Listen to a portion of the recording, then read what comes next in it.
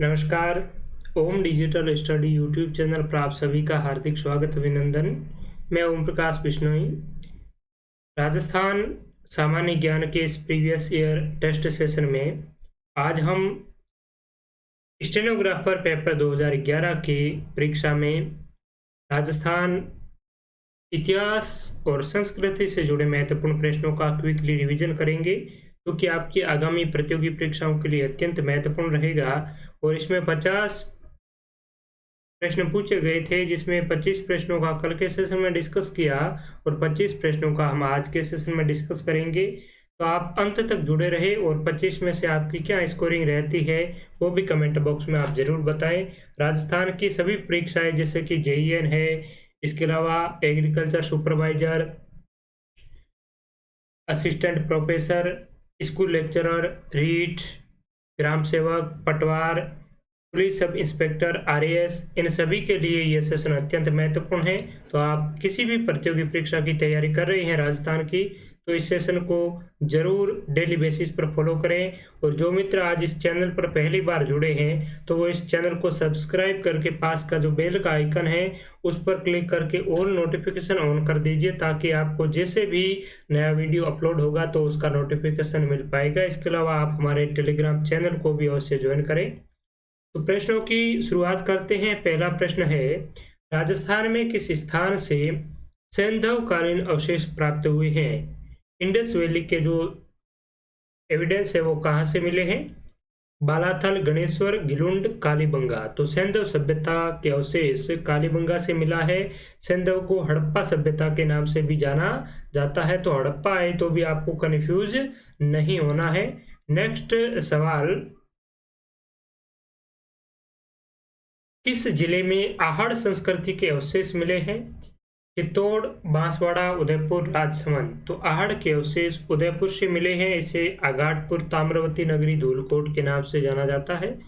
मारवाड़ के किस राठौड़ शासक ने मुगलों की अधीनता स्वीकार नहीं की?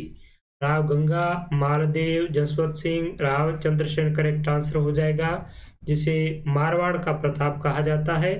कौन सा कथन शाकंभरी के चौहानों के विषय में असत्य है? आरंभ में वे प्रतिहारों के सामंत थे। गुबुक उनका प्रथम स्वतंत्र शासक माना जाता है। अजमेर नगर का संस्थापक अजय सिंह था।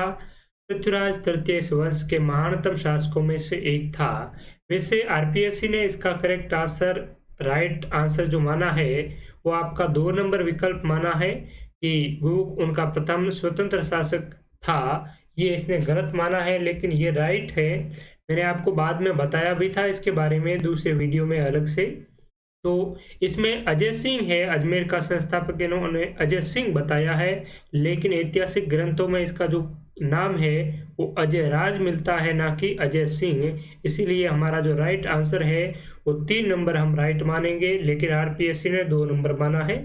नेक्स्ट है, महाराणा कुंभा के विषय में कौन सा कथन असत्य है? उन्होंने कुंभलगढ़ का निर्माण कराया। वे संगीत प्रेमी थे। वे मेवाड़ के महान शासकों में से एक थे। वे स्वयं विद्वान न थे, किंतु विद्वानों के आश्रयदाता थे। यही हमारा गलत है, यही हमारा राइट आंसर है। वे स्वयं भी विद्वान थे और विद्वानों के आश्रयदाता भी थे। दोनों बात सही है। नेक्स्ट है, बीकानेर राज्य तथा मुगलों के बीच प्रथम संधि पर हस्ताक्षर करने वाले शासक थे। राव बीका, कल्याणमल, राम सिंह, अनूप सिंह। तो कल्याणमल ही मारवाड़ के राठौड़ वंश का पहला शासक था, जिसने सबसे पहले मुगलों के साथ में संधि करके वैवाहिक संबंध भी स्थापित किया था। निम्नलिखित राज्यों व उनके शासकों की सूचियों को सुमेलित कीजिए। बूंदी का शासक देवी सिंह हाड़ा था। यहाँ पर 1 से 1 सुमेलित हो जाएगा। जोधपुर का राव मालदेव हसमत वाला शासक। जयपुर का ईश्वरी सिंह और रणथंबोर का गोविंदराज। 1194 में इन्होंने चौहान वंश के रणथंबोर में नींव रखी थी। पृथ्वीराज चौहान तृतीय का ही ये पुत्र था। राइट आंसर हो जाएगा 1 नंबर। नेक्स्ट, राजस्थान के प्रसिद्ध बैटल्स और इसका डेट दिया हुआ है, टाइम पीरियड है कि ये कब लड़े गए थे। खानवा का युद्ध, हल्दी घाटी का युद्ध, तराइन का द्वितीय युद्ध, पानीपत की तीसरी लड़ाई। खानवा का युद्ध 1527 में लड़ा जाता है। हल्दी घाटी का युद्ध 1576 में। तराइन का द्वितीय युद्ध 1192 में और पानीपत की तीसरी लड़ाई 1761 में। तो क्या होगा करेक्ट आंसर? 1 में 4, इसके बाद में 2 में 2 और 3 में 3, यहाँ पर 2 नंबर राइट आंसर हमारा हो जाएगा। नेक्स्ट, असर्शन ओरिजिन दे रखे हैं। राजस्थान के राज्यों ने अंग्रेजों के साथ में अधीनस्थ संधियां की थी। इसका कारण ये है कि उन्होंने साम्राज्यवाद शक्ति के संरक्षण की आवश्यकता थी। बिल्कुल दोनों ही राइट हैं, ए आर दोनों सही है। आर जो रीजन है वो इस असर्शन की सही से एक्सप्लेन कर रहा है, व्याख्या कर रहा है। मैंने आपको डिटेल में भी ये सारी चीजें बताई थी लाइव सेशन में। जिन्होंने लाइव सेशन नहीं देखा है जरूर देखिए। इसके अलावा मैं आपसे यही आग्रह करना चाहूँगा कि आप राजस्थान की किसी भी कॉम्पिटिटिव एग्जाम की तैयारी कर रहे हैं तो ये जो लॉकडाउन का आपका समय है इसको आप अच्छी तरीके से अगर यूटिलाइज करना चाहते हैं तो 3 मैराथन वीडियो डाल रखे हैं RSMSSB के।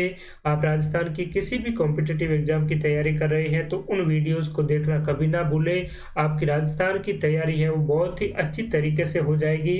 और वो अगर वीडियो आपने देख लिए हैं तो RPSC के जो लाइव सेशन हमने होस्ट किए थे वो आप प्लेलिस्ट में जाकर डेली बेसिस पर एक एक वीडियो आप जरूर देखिए। आपकी तैयारी में बहुत इम्प्रूवमेंट होगा।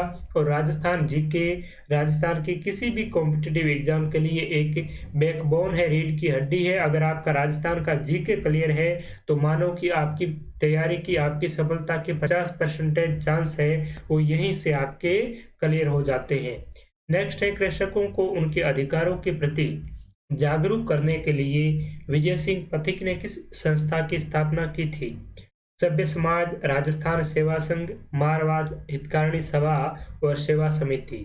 तो राजस्थान सेवा संघ की विजय सिंह पथिक ने स्थापना की थी। साथ ही साथ मित्रों एक और इसमें डाउटफुल है कि विजय सिंह पथिक ने राजस्थान सेवा संघ की तो स्थापना की ही थी, साथ ही साथ राजस्थान जो सेवा समिति है ये भी विजय सिंह पथिक के द्वारा ही स्थापित संगठन है।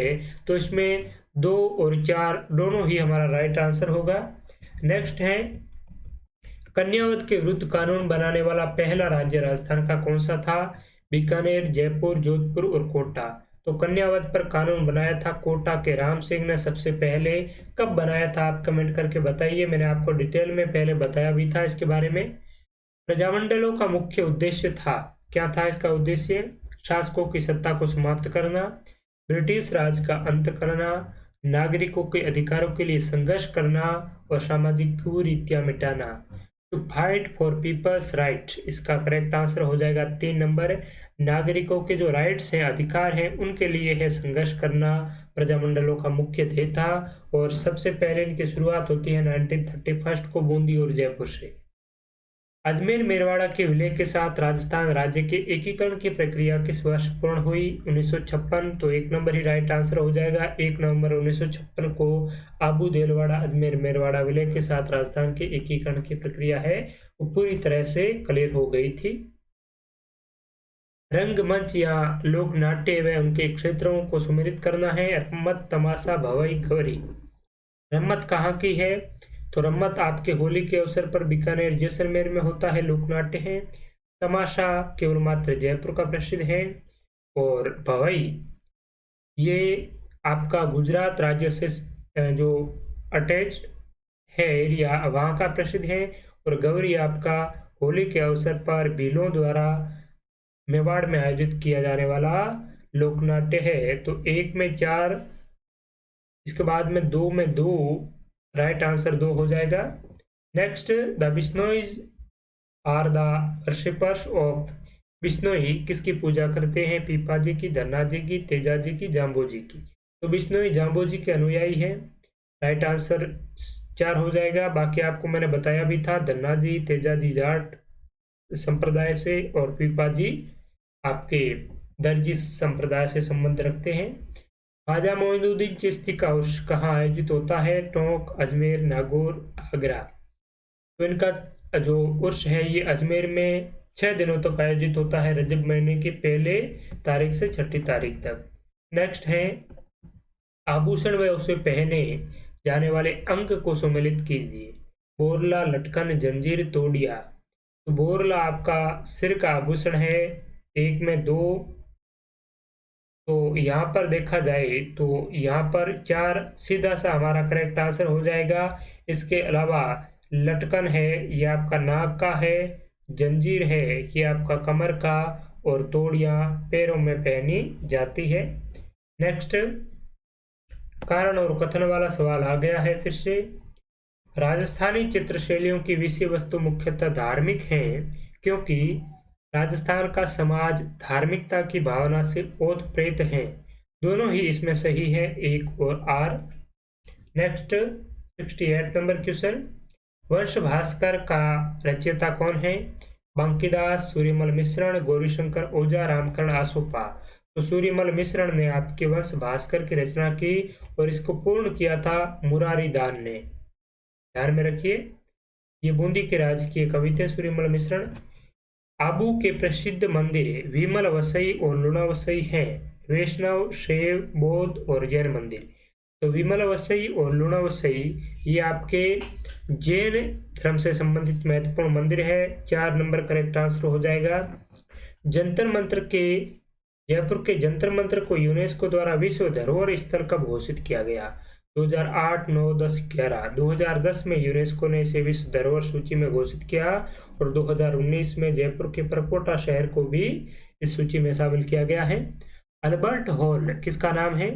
उदयपुर के एक सभागार का, जयपुर की एक रंगशाला का, जयपुर के एक संग्रहालय का, आबू में एक हॉल का जहां अंग्रेज क्रिसमस मनाते थे। तो जयपुर के एक संग्रहालय का, museum in Jaipur known as Albert Hall. 3 number correct answer हो जाएगा। वैष्णव धर्म के निम्नलिखित संप्रदायों में से राजस्थान में सबसे कम लोकप्रिय कौन सा है? चैतन्य, निम्बार्क, हित, हरिवंश और वल्लभ। तो वैष्णव संप्रदाय में सबसे कम जो लोकप्रिय है वो आपका आरपीएससी ने तो क्या माना है? चैतन्य, जिसे गौड़ी संप्रदाय भी कहते हैं।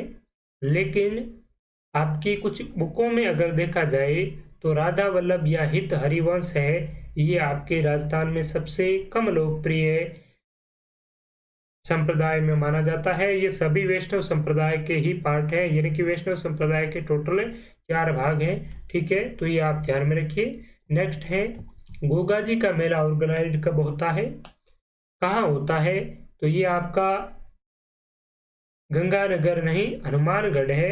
यहाँ पर गंगानगर के स्थान पर क्या आएगा? हनुमानगढ़ आएगा। हनुमानगढ़ की नोहर तहसील और गांव है ददरेवा। ठीक है, और वहां पर सॉरी ददरेवा तो कहां पर है? चूरू है। ठीक है, और यहाँ पर गोगा जी का जन्म होता है और ये ददरेवा चूरू में है, लेकिन नोहर तहसील के एक गांव का नाम है गोगा मेडी, और गोगा मेडी में गोगा जी का मेला आयोजित होता है भाद्रपद कृष्ण नवमी को। ठीक है, तो यहाँ पर 4 नंबर करेक्ट आंसर हो जाएगा। कौन सा वाद्य तत्वाद्य है, यानी कि जो तार से बजाया जाता है? रावण हत्ता, अलगोजा, सतारा, झांझ। तो रावण हत्ता तत्वाद्य हो जाएगा। सतारा आपका जो फूंक देकर बजाया जाता है सुशीर है। अलगोजा ये भी सुशीर है। झांझ है, अवनद है। गलता तीर्थ पर स्थित मंदिर किस देवता को समर्पित है? श्री राम, श्री कृष्ण, अग्नि और सूर्य। तो यहाँ पर सूर्य भगवान का एक मंदिर है। राइट आंसर डी हो जाएगा। ठीक है, तो आप सभी को बहुत बहुत धन्यवाद इस सेशन में अंत तक जुड़े रहने के लिए।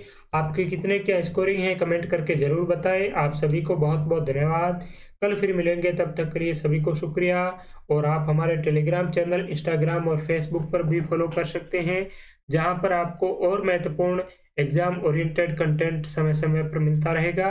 तो आप सभी को बहुत बहुत धन्यवाद। इस सेशन को और साथियों के साथ शेयर करें। जो मित्र पहली बार जुड़े हैं और इस चैनल को सब्सक्राइब नहीं किया है तो सब्सक्राइब करके हमारे इस डिजिटल परिवार का हिस्सा अवश्य बने। आप सभी को एक बार पुनः बहुत बहुत धन्यवाद। Good night to all.